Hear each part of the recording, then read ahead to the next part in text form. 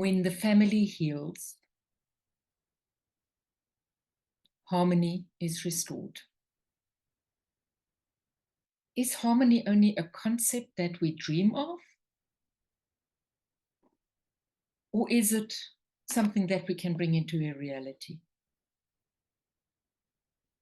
If you live in a harmonious family, good for you. But some of us don't. And why is it that we sometimes feel, oh, this family is so totally dysfunctional? What happens in a family where this communication breaks down, where we don't have respect for other family members, and we don't feel emotional support from the ones we love? And isn't this what we really want, is to be in a family where we are loved and supported and where there is just this harmonious flow? What stops that? What causes the dysfunction? A lot of mental issues arise from this dysfunction, like depression, anxiety, anger. And we also have health problems that arise from dysfunctions in family. Obesity, chronic pain. So if you suffer from any of that, I know for sure, even if you tell me my family is perfect, your family is struggling, and you are struggling in that family. The environment is not healthy. And I love when the environment is healthy. I love coming home and just feeling, wow, everything flows. But what if I dread to come home from work? What if I dread to come home because I don't know what to expect when I come home? What if my environment is toxic? Where does that come from? And what can we do about that? Living in a family where we struggle, we may feel alone, we may feel isolated, we may have guilt, we may have shame. And all these emotions add to the toxicity. I know it starts with communication, but what if communication is not enough? What can you do?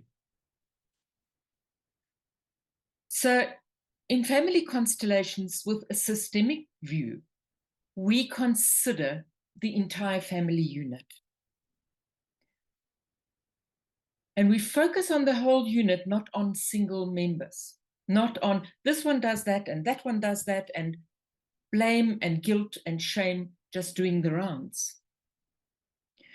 We look at structures, roles, and dynamics that are in the order to understand how each family member interacts with one another. And that's the beauty about setting up, or we call it mapping, a family system. And then we look, what are the interactions? Why is there so much disharmony? Why is the communication not in flow? And when we get to understand the underlying causes of that, there is a concept, an insight that comes through. And we then can look at, what is my part? How do I react to others? And how can I shift my part in order to have different reactions? But the beauty about setting up a systemic view is that once we've actually set it up,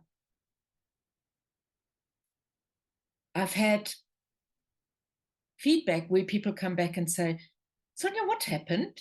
I came home and my husband just was so different. Sonia, what happened? My sister, who hasn't spoken to me for 3 years, all of a sudden has phoned me.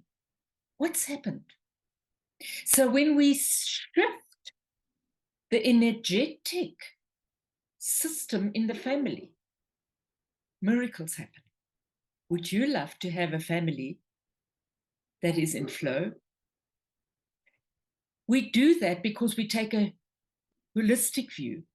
We look at intergenerational family patterns and behaviors. We look at past traumas and unresolved conflicts that may be affecting current generations in family members. And by understanding these issues and working through them together, it is possible to achieve greater harmony within a family system. I wish that for you. It's awesome to live in a harmonious family system.